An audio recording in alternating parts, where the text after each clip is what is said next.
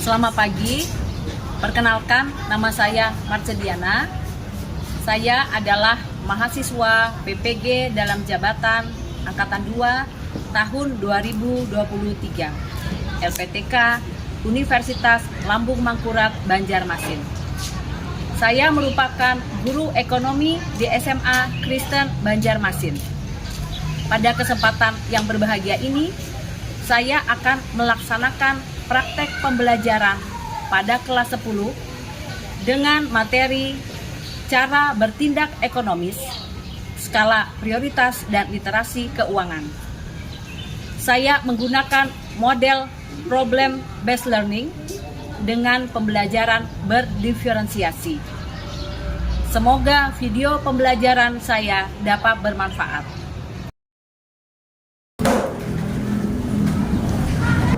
Selamat pagi, Bu. Selamat pagi, silakan duduk. Anak-anak, apa kabarnya hari ini? Baik. Puji Tuhan, baik ya. Oke, anak-anak, kita berdoa. Siapa yang mau pimpin doa? Silakan Eksa. Nah, teman-teman, kita bersatu di dalam Tuhan. Kiranya Allah memberkati dari awal pertengahan hingga berakhir. Amin. Oke, terima kasih anak-anak. Ada teman-temanmu yang tidak hadir hari ini? Ada. Oke, siapa ya? Nathan. Kita ada kesepakatan kelas. Ingat kalian? Kesepakatan kelas kita. Ada lagi kesepakatan kita? Oke. Jangan menggunakan HP di saat jam pembelajaran kecuali di rumah. Ya, untuk penggunaan HP tidak diperkenankan apabila belum diizinkan, ya. Tapi kalau diizinkan silakan, ya. Baik, anak-anak sudah siap belajar? Siap. Sudah siap? Siap. Samuel bagaimana? Ya. Tepuk tangan dulu untuk kita semua.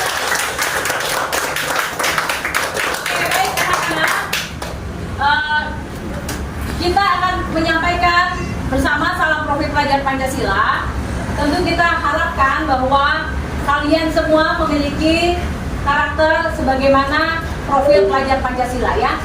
Ada beberapa, nanti akan kita ucapkan bersama-sama. Silakan siapa yang mau memimpin? Oke, Ruth, silakan. Yang nyari tegas, yang lainnya silakan berdiri. Salam profil pelajar Pancasila. Salam. Beriman dan bertakwa kepada Tuhan Yang Maha Esa dan berakhlak mulia. Berkebinekaan global, bergotong royong, mandiri, bernalar kritis dan kreatif. Oke. Baik, anak-anak, sebelum kita masuk pada materi hari ini, sebaiknya kita mengingat dulu materi yang sebelumnya, karena materi yang dulu dan materi sekarang saling terkait. Siapa yang masih ingat materi pelajaran apa yang kita pelajari bersama? Oke, Tentang sumber daya manusia dan kelangkaan. ya, sumber daya manusia dan kelangkaan. Benar? Benar. Benar, oke. Sekarang saya tanya dulu, kelangkaan itu apa? Langka. Coba yang di belakang. Yang susah didapatkan atau Ya. tidak ditemui. Yang sulit didapatkan atau ditemui. Benar. Nah, tadi kita menyebut ada kebutuhan sumber daya manusia, ya? Benar? Nah, sumber daya atau kebutuhan manusia bisa dilihat dari beberapa macam. Silakan, masih ingat? Ada beberapa? Silakan. Kebutuhan manusia.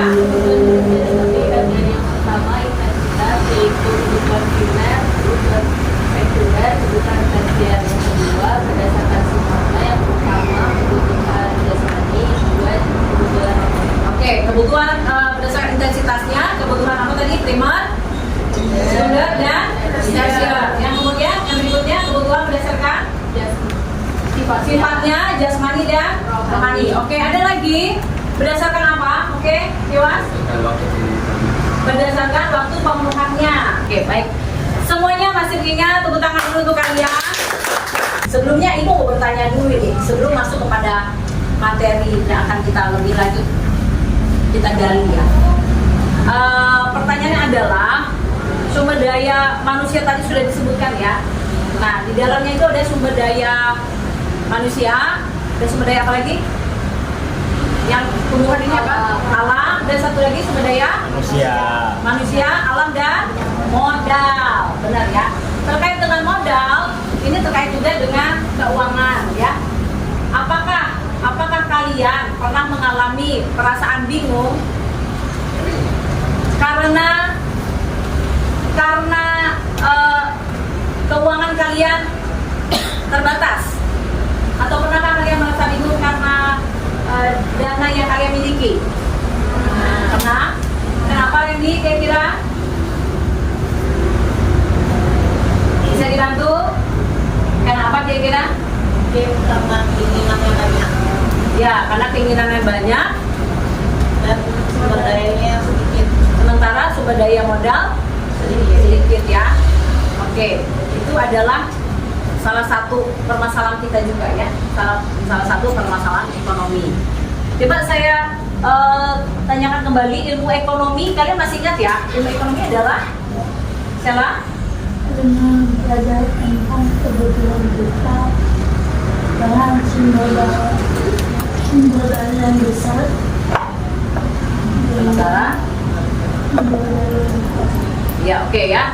Ya, saya harus terus menggali ini supaya kita tetap dapat mengikuti keseluruhan kegiatan ya, baik dari pertama, kedua, dan ketiga itu karena terus berlanjut ya. Benar kata Sela tadi bahwa ilmu ekonomi adalah ilmu yang mempelajari kebutuhan manusia yang besar dengan sumber daya yang kecil. Benar ya. Hari ini kita mau belajar tentang cara bertindak ekonomis, skala prioritas, dan literasi keuangan. Tujuan pembelajaran kita satu tadi ya, mampu menganalisis berbagai fenomena ekonomi pada kehidupan sehari-hari, kemudian mampu menyusun skala prioritas, dan juga mampu menerapkan konsep yang kalian telah pelajari sebagai nilai-nilai di dalam kehidupan. Oke, baik ya. Silakan kalian simak videonya. Manusia tidak terbatas. Nah, salah satu cara untuk mengatasi masalah ekonomi adalah dengan menetapkan skala prioritas yang tidak terlalu mendesak. Kenapa? Karena kebutuhan tersebut tidak mengancam kelangsungan. Sekarang anak-anak kita akan melihat kepada video yang kedua, yaitu tentang literasi keuangan ya. Mengelola materi yang kita miliki dengan optimal. Ini caranya. Hai generasi muda, kamu sadar gak sih sistem keuangan sekarang tuh jadi eits, tapi jangan salah, bisa pakai misalnya ingin liburan, beli handphone baru. Itu tadi video tentang apa? Literasi keuangan. Literasi keuangan. Oke, tadi kalau kalian sudah sangat baik ya menyimak tentang skala prioritas, coba saat ini saya mau mendengar tanggapan kalian tentang literasi keuangan dari video yang kalian lihat tadi. Silakan siapa? Oke, 1, 2, 3 bergantian. Mungkin yang di depan dulu. Nah, ini Dona ya.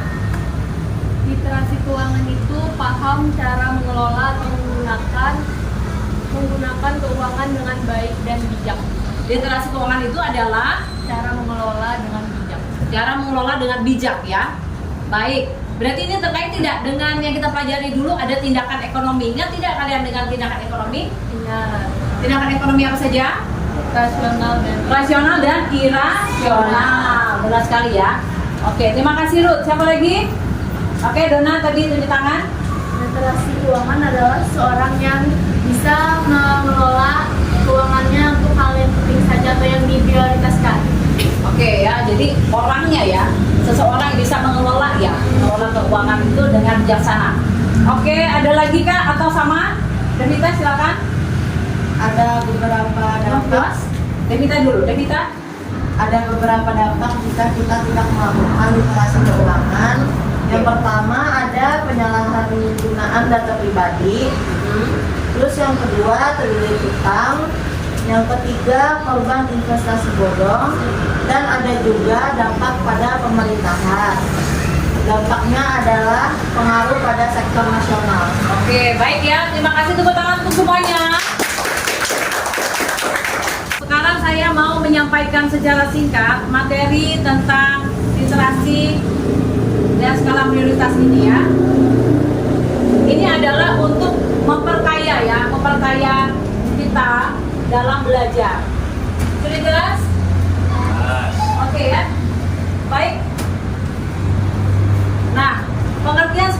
prioritas tadi sudah beberapa dari kalian sampaikan ya.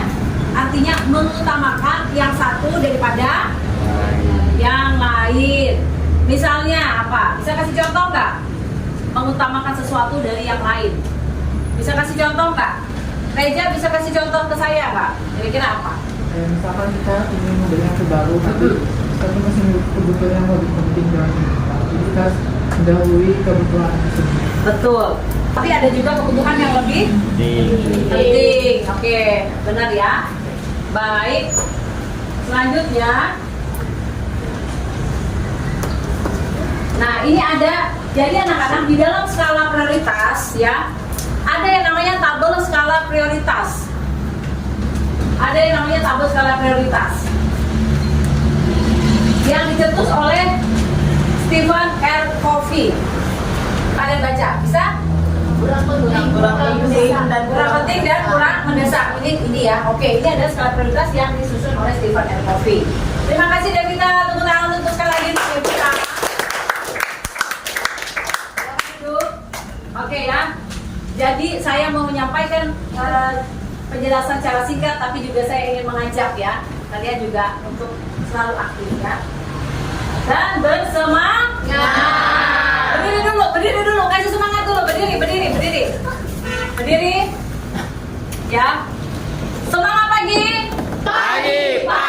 Pagi, semangat luar biasa. Oke, siap. Terima kasih. Silakan duduk. Saya lanjutkan materinya ya supaya terus semangat ya. Semua masih semangat? Oke. Selanjutnya adalah pengertian literasi keuangan ya. Jadi benar bahwa literasi keuangan adalah pengetahuan dan kemampuan seseorang untuk mengelola keuangan ya. Melek literasi itu apa sih maksudnya? Orang-orang yang memiliki tingkat literasi keuangan yang lebih tinggi, kelompok ini waspada terhadap penipuan. Dan sebaliknya yang memiliki tingkat literasi keuangan rendah rentan terhadap penipuan keuangan. Oke ya, terima kasih Andrea. Tepuk tangan. Mudah-mudahan kalian di sini menjadi orang-orang yang melek literasi ya. Baik anak-anak, sekian dan terima kasih. Tepuk tangan dulu. Sekarang silakan kalian gali lagi informasi supaya lebih dalam kalian memahami tentang skala prioritas dan literasi keuangan dari buku bacaannya. Silakan ya kalian, saya kasih waktu 3 menit cukup? Bagaimana? Coba cukup 3 menit? Oke, 3 menit ya. Silakan kalian buka halaman 162 sampai 163. Kalian membaca. Apabila di dalam buku itu ada kata-kata yang sulit, kalian bisa sampaikan ke kita apa kata-kata yang kalian tidak pahami ya. Kita akan bersama-sama mencoba untuk mengupasnya nanti ya. Oke, silakan membaca buku untuk berliterasi ya. 3 menit. Saya persilakan. Boleh saya minta 1 perempuan, 1 laki-laki, 1 orang perempuan, putri, siswi, 1 orang siswa. Siswinya 1 sudah. Silakan, yang prianya. Oke, Dewas. Baik, terima kasih. Untuk doanya tepuk tangan dulu. Oke, ya. Silakan, Devita dan Dewas boleh berdiri, menyampaikan pemahaman mereka tentang apa yang mereka baca tadi ya. Silakan. Berdiri di situ boleh situ ya, oke? Oke, silakan. Mungkin saya dulu yang menyampaikannya. Yang saya pahami itu terdapat beberapa hal yang harus diperhatikan dalam bertindak ekonomi. Oke. Ada 3, yaitu kemampuan finansial Iya. atau tingkat pendapatan yang kalian mendapatkan. Terus yang kedua, status sosial, yaitu kedudukan secara sosial. Dan yang ketiga, lingkungan. Oke, benar ya. Terima kasih, Devita. Baik, selanjutnya, jawab silakan. Kalau dari saya pahami, eksistensi dari diciptakannya literasi keuangan ditujukan untuk mengupayakan agar tidak adanya lagi pengadaan ekonomi yang cenderung merugikan dan beresiko. Oke, benar ya. Jadi kita menghindari kecenderungan pengambilan keputusan yang salah ya dengan literasi keuangan ini. Oke, terima kasih untuk mereka berdua. Pertanyaan saya di awal tadi kan saya menanyakan, kalian sempat bingung nggak sih? Ya kan? Apakah kalian pernah mengalami kebingungan? Dan kalian bilang, jawab ada, kan? Maka kita akan membahas, menggali, memecahkan masalah tentang skala prioritas ini ya. Oke? Saya akan bagi kalian dalam kelompok sesuai dengan gaya belajarnya. Diketahui dari hasil asesmen awal gaya belajar bahwa di kelas ini ada yang bergaya kinestetik, ada yang bergaya belajar visual, dan ada yang bergaya belajar auditori. Nah, untuk yang gaya visual boleh tunjuk tangan. Yang bergaya visual, hasil dari asesmen awal kalian, boleh berdiri yang visual? Oke ya. Boleh berdiri di depan, di samping situ yang visual ya. Silakan maju ke depan yang kinestetik. Oke, berarti 4-4 nih. Oke ya. Jadi begini caranya ya. Kalian ambil, kalau kena sticknya warna hitam berarti kelompok hitam. Kalau kena sticknya warna hijau, kelompok hijau. Oke ya, sudah siap? Siap. Oke, siapa dulu ngambil? Ya. Sekarang mana yang hijau? Sekarang gabung yang hijau sama yang hijau. Yang hijau mana? Stick hijau, oke. Ya, benar. Yang hitam? Oke, gabung di situ yang hitam, silakan. Ya, baik anak-anak. Di sini kalian akan mengerjakan lembar kerja peserta didik ya. Jadi ada LKPD yang kalian akan kerjakan. Untuk yang bergaya belajar visual, nanti akan ada tampilan-tampilan gambar ya untuk membantu kalian memahami ya. Untuk yang auditori nanti kalian silakan ada petunjuknya di sini ya. Kemudian untuk yang kinestetik kalian bisa menggunakan kertas karton ini ya. Baik. Silakan untuk yang gaya belajar kinestetik, ini untuk gaya visual. Auditori mana kelompoknya? Kasih lihat soalnya tadi. Oke, baik, untuk visual. Oke, yang visual. Untuk yang itu tadi, kinestetik. Mana tadi kertas kartonnya ada tidak? Dibantu dengan kertas karton nanti pengerjaannya. Baik, oke ya. Baik, yang kalian kerjakan adalah, coba lihat yang pertama. Satu, bagaimana menyusun skala prioritas agar tepat sasaran ya. Bagaimana menyusun skala prioritas agar tepat sasarannya. Oke. Kemudian yang kedua, ini ada kasus ya, kasus si Budi. Ada kasus Budi ya. Sudah dibaca tuh, lihat ya. Kalian baca dulu kasus Budi tersebut, kemudian kalian bisa jawab. Untuk yang gaya belajar visual, kalian bisa melihat dari gambar tersebut prioritas mana yang dari awal sampai akhir itu sesuai dengan urutannya ya. Kemudian kalian bisa tulis di bawahnya ya. Misalnya ini nomor 1, 2, 3 seperti itu ya. Dan kemudian di kasus Budi itu silakan kalian alokasikan anggaran yang sesuai dengan permasalahan yang ada tersebut ya. Oke. Untuk yang kinestetik, silakan kalian bisa menuliskan lembar jawabannya di sini ya.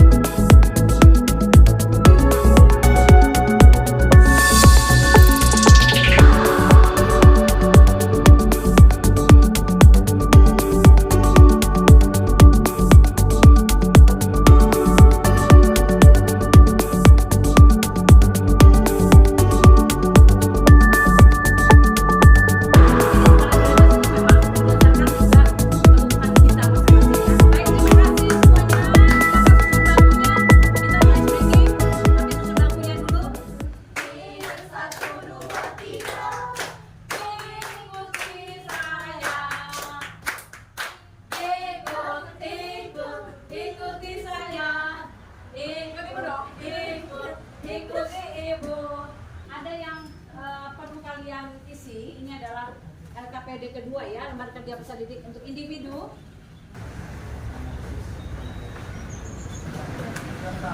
Oke, apresiasi untuk kalian semua ya. Oke ya, kita akan menyimpulkan bersama. Literasi keuangan itu adalah cara bagaimana mengelola atau menggunakan dengan bijak. Bijaklah dalam membuat keputusan. Bijaklah dalam membuat keputusan. Oke.